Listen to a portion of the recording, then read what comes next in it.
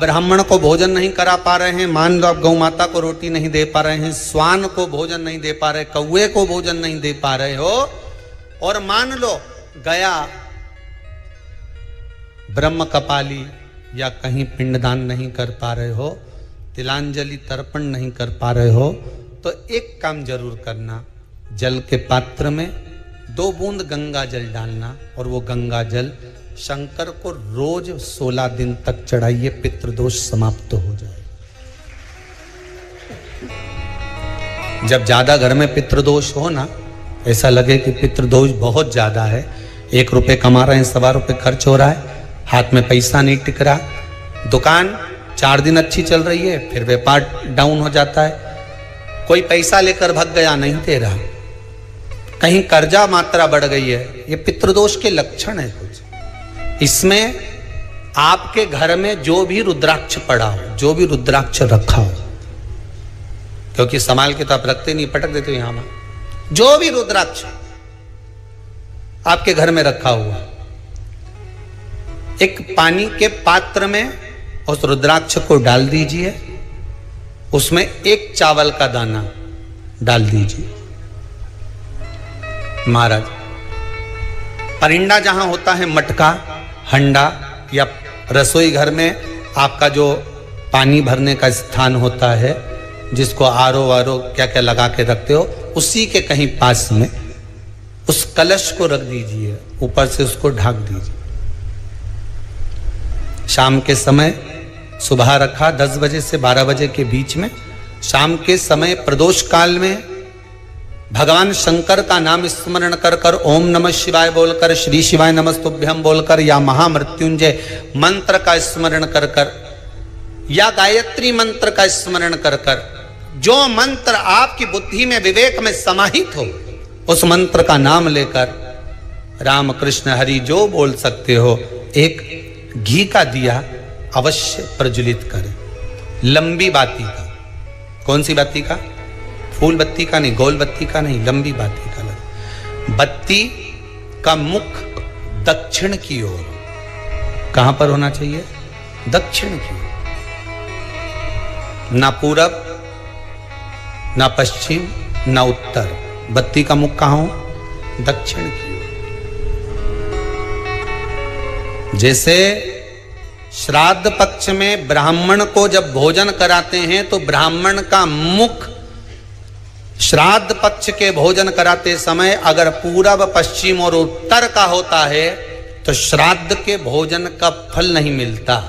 उसका मुख दक्षिण का होता है तो हमारे घर के जितने भी पितर उस तिथि में गए होते हैं सबको उसका भाग मिल जाता है और पितृदोष समाप्त हो जाता है। इसलिए ब्राह्मण का मुख श्राद्ध पक्ष में भोजन कराते समय दक्षिण का होना चाहिए।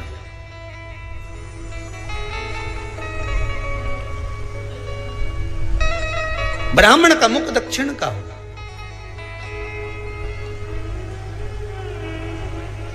यहां तक शास्त्र कहता है महाराज, अगर गौ माता को श्राद्ध पक्ष में अगर भोजन दे रहे हो तो गाय का मुख अगर दक्षिण का है, गाय का, आपका मुख भले उत्तर का हो, गाय का मुख दक्षिण का हो, आपका मुख भले पूरा पश्चिम कहीं का, गाय का मुख अगर दक्षिण में है, अगर आपने दक्षिण में गाय को खड़ी कर रखा है और दक्षिण में उसका मुख और आप भोजन दे रहे हो तो शास्त्र कहता है कि किसी पिंड की जरूरत नहीं पड़ती, गाय स्वतः कल्याण कर देती है, गौ माता स्वतः कल्याण कर।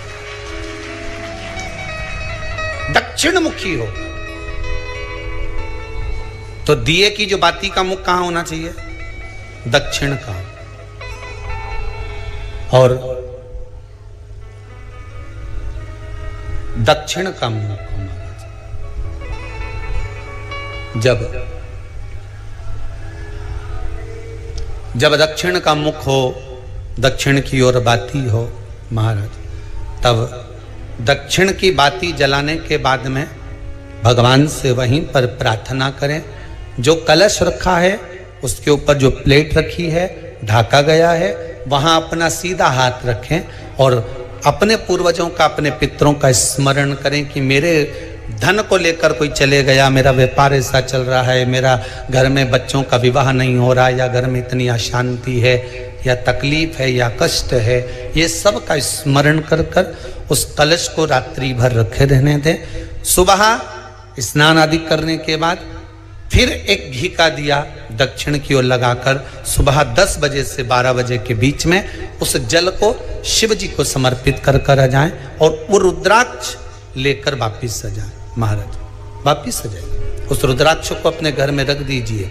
वर्ष भर वो रुद्राक्ष आपको कभी बीमारी से नहीं घिरने देगा, कभी किसी जगह खड्डे में नहीं जाने देगा, वो उन्नति की ओर ही बढ़ाएगा। भले कोई भी रुद्राक्ष हो, 1 मुखी से लेकर 14 मुखी, 20 मुखी, 18 मुखी, जो रुद्राक्ष आपके पास में, आप तो उसका स्मरण करिए। आप उसका स्मरण करिए। आपको लगता है कहीं कहीं कि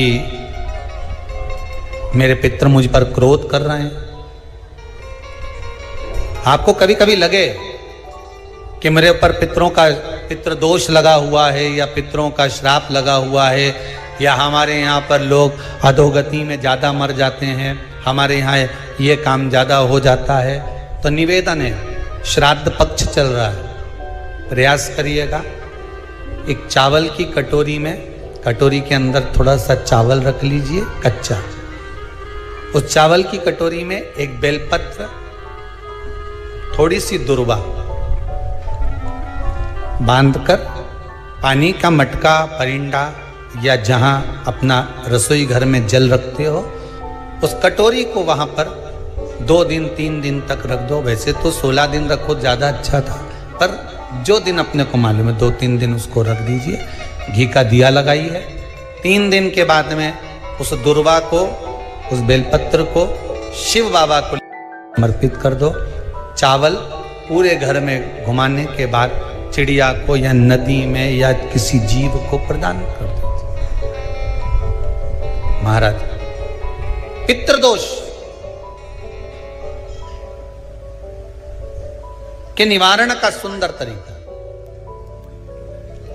कल आपको वो काम नहीं हो रहा है, बहुत दिनों से आप प्रयास कर रहे हो और काम अटका पड़ा हुआ है, तो प्रयास करना। जल के पात्र में थोड़ा सा शहद, गंगा जल उसमें डालकर, ये जो श्राद्ध पक्ष चल रहा है, जिस समय पर, जिस श्राद्ध पक्ष के अंतर्गत, श्राद्ध पक्ष में एक पात्र में जल लेकर उसमें थोड़ा सा शहद, गंगा जल डालकर भगवान शंकर को कुंदकेश्वर महादेव के नाम से, कौन से महादेव? कुंदकेश्वर, क्योंकि विदल और उत्पल इन दोनों असुरों ने, राक्षसों ने जब बहुत उपद्रव मचाया, अब ठीक है, जब बहुत उपद्रव मचाया तब माता जगतजननी के कहने पर कुंदुक का प्रहार कर कर इन दोनों राक्षसों का संहार करा था। तो शिवजी का नाम कुंदकेश्वर पड़ गया था। क्या नाम पड़ा था? कुंदकेश्वर। कहते हैं बहुत बांधाओं में जब व्यक्ति पड़ जाता है, बहुत बांधाओं में जब व्यक्ति चला जाता है, कुछ ना कुछ समस्याओं में जब व्यक्ति फंसा रहता है, पड़ा रहता है, तो कुंदकेश्वर महादेव का स्मरण करना चाहिए। एक प्रयास और करना, छोटा सा प्रैक्टिकल करने में क्या जाता है। दुकान पर ग्राहक नहीं आ रहे ना, आधा घंटा हो गया, कोई ग्राहक नजर नहीं आया, फालतू बैठे हो ना दुकान पर, जब ग्राहक नहीं आता तो फ्री हो, तो एक काम करो, कोई भी जरा सा हाथ में पानी लेकर कुंदकेश्वर महादेव के नाम से 51 बार, 21 बार बोलकर, 11 बार बोलकर वो पानी को दरवाजे पे छीट दो। आधा घंटा, ज़्यादा से ज़्यादा 20 मिनट, आधा घंटा 30 मिनट नहीं लगेंगे और ग्राहक प्रवेश करना प्रारंभ करें। प्रैक्टिकल करने में क्या जाए। अब ई में कहीं घटा तुम्हारा कि पानी घट गया, कि बोलने से कुंदकेश्वर महादेव का नाम लेने से जीवान घट गई, कुछ घटा? फायदा तो तुम्हारा ही हुआ। कुंदकेश्वर का नाम, कोई काम अटक रहा है, शहद जल के पात्र में डालिए और थोड़ा सा गंगा जल डालकर इसी श्राद्ध पक्ष में किसी भी दिन जब तुम्हारा मन पड़े तब शंकर जी को समर्पित कर पर साथ में एक लोटा पानी, एक कलश जल का अलग से लेकर जाओ। जब शहद का जल शंकर जी को समर्पित कर दो, उसके बाद सादा जल शंकर जी को अवश्य समर्पित करके। शहद का जल बांधाओं को हर लेता है, बांधा को हरता है। हम तो कई बार बच्चों से कहते हैं, अगर कोई बच्चा कंपटीशन एग्जाम में बैठ रहा है, इंटरव्यू दे रहा है या कोई एग्जाम में नहीं निकल रहा है, तो प्रयास करना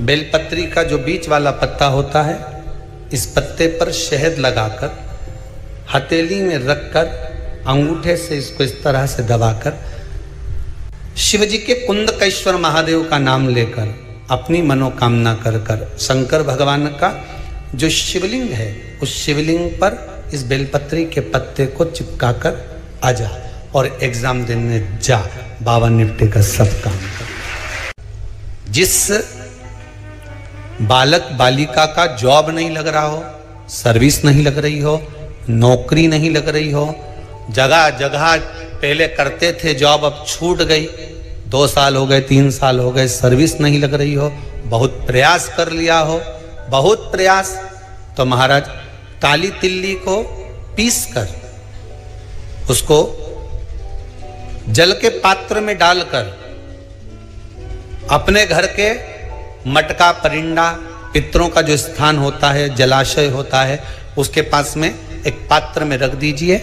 बेलपत्री या बट का पेड़ या पीपल का पेड़, इस वृक्ष के नीचे एक रात्रि तक रखे रहने के बाद में दूसरे दिन अपनी कामना कर, जिनका जॉब नहीं लग रहा, सर्विस नहीं लग रही, नौकरी नहीं लग रही या कहीं उलझने उत्पन्न हो रही है, उस व्यक्ति को हाथ में ले जाकर उस पात्र का जल, 3 वृक्ष पितरों के तुल्य हैं, कल की कथा में कहा था, पहला बेलपत्री का, दूसरा पीपल का, तीसरा बट का, ये 3 पितरों के तुल्य हैं। इन 3 में से किसी भी वृक्ष के नीचे उस काली तिल के जल को समर्पित कर दीजिए। महाराज बाबा चाहेगा, भोलेनाथ जी चाहेगा तो 3 महीने में कहीं ना कहीं योग बना ही देगा, ये पक्का। बाबा पर विश्वास रखो, शंकर भगवान पर भरोसा विश्वास रखकर आप कार्य करेंगे, क्यों ना हो।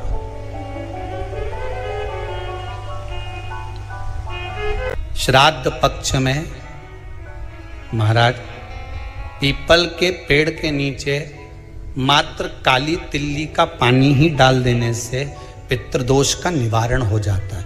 किसी लड़के की लड़की की विवाह शादी नहीं हो रहा हो, मंगल विवाह नहीं हो रहा हो, पानी के लोटे में थोड़ा सा काला तिल डालकर श्राद्ध पक्ष में पीपल के पेड़ के नीचे चढ़वा दीजिए। महाराज पितरों की शांति होती है, घर में मंगल कार्य होता है, मंगल कार्य हो जाता है, पितृदोष का निवारण होता है।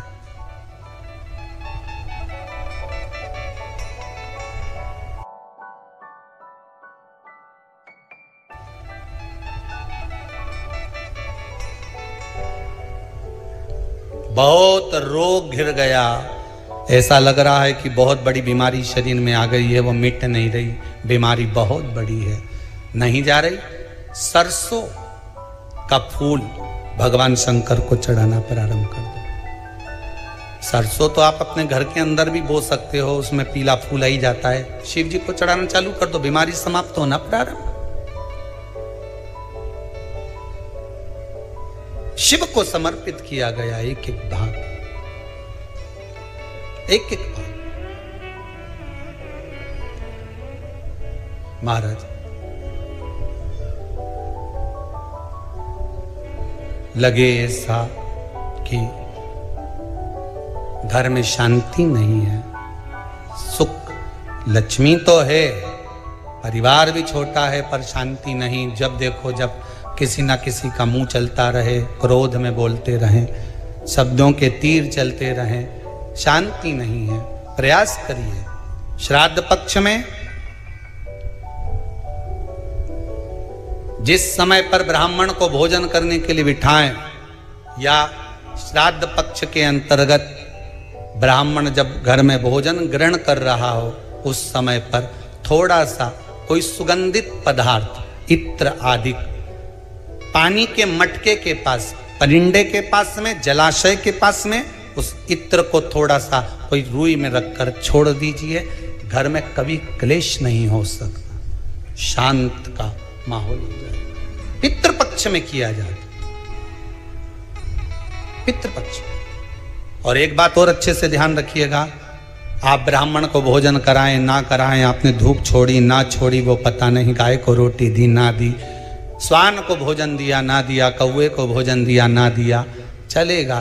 पर जिस दिन अमावस्या के दिन पितृपक्ष समाप्त हो, उस दिन प्रदोष काल में, प्रदोष के समय पर, प्रदोष काल में शाम के समय पर जाकर किसी भी नदी, तालाब, बावड़ी, कुआं, कहीं ना कहीं जो आपके पास में हो, वहां पर एक घी का दिया, बत्ती का मुंह दक्षिण की ओर कर कर अवश्य जला कर जाना। सारे पितृदोष समाप्त हो जाएगा, सारा पितृदोष समाप्त। अमावस्या के दिन किसी भी जलाशय के पास में, नदी, तालाब, बावड़ी, कुआं, जो आपके शहर में, आपके गांव में, आपके नगर में हो, वहां जाकर लगा दे। अगर नदी, तालाब, बावड़ी, कुआं नहीं है तो पीपल का वृक्ष हो या बेलपत्री का वृक्ष हो या बट का वृक्ष हो, उसके नीचे लगा दो प्रदोष काल में। पर अमावस्या के दिन लगाएं जरूर। क्यों?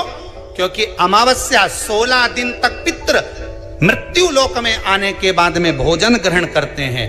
अमावस्या के दिन पितृ शाम के समय प्रदोष काल में शंकर भगवान का नाम जाप कर कर नदी, तालाब, बावड़ी पर पानी पीने जाते हैं। वहां से जल का आचमन कर कर पितृ अपने लोक को चले जाते हैं प्रदोष काल के समय पर। इसलिए प्रदोष काल में जलाशय के पास में, बावड़ी, कुआं, नदी, तालाब के किनारे पर दिया लगाया जाता है दक्षिण की ओर मुख कर कर बत्ती का। तो पितृ आशीर्वाद देते हुए जाते हैं कि फलो फूलो, आगे बढ़ो, उन्नति करो, तरक्की करो। ये पितरों का आशीर्वाद रहता है, पितरों का वर रहता है। आप देंगे उसको मिलेगा, कुछ करा ना करा।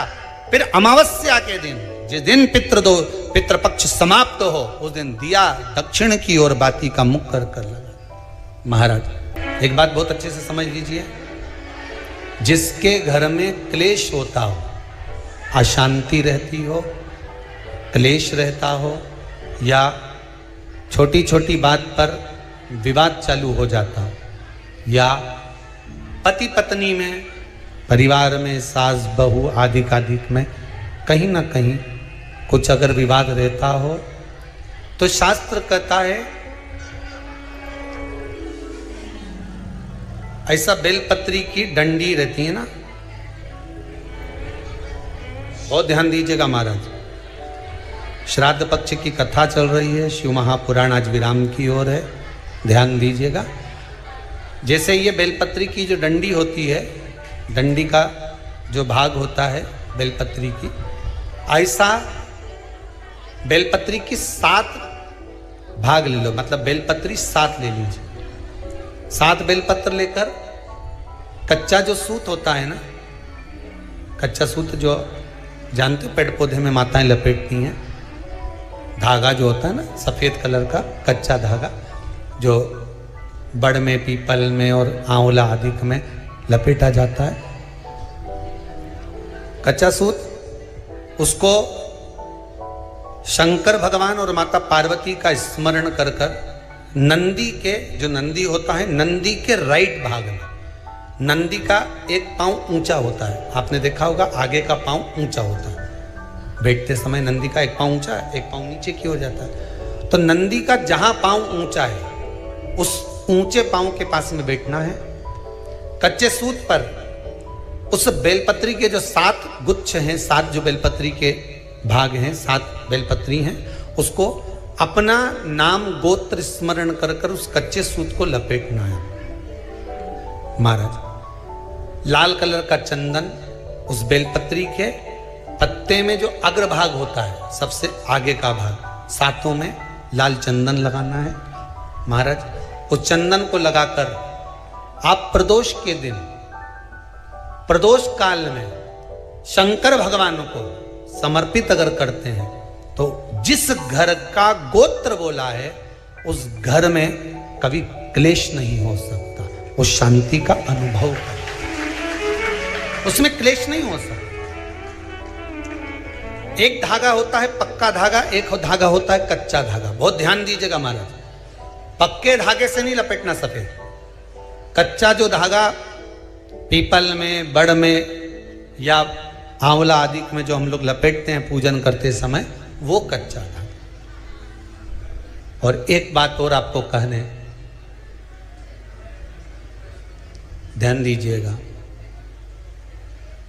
अगर मान लो किसी पति पत्नी का